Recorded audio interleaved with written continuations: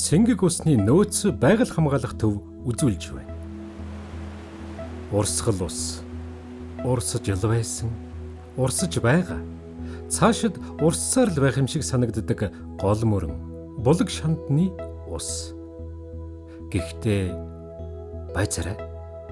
Монгол орны жилийн усны нөөцийн ердөө 6%-ийг гол мөрний ус бүрдүүлдгийг та мэдэх үү?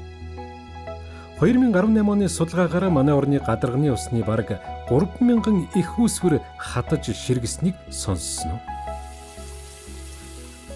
уу? Ус чандам нэрдэнэ.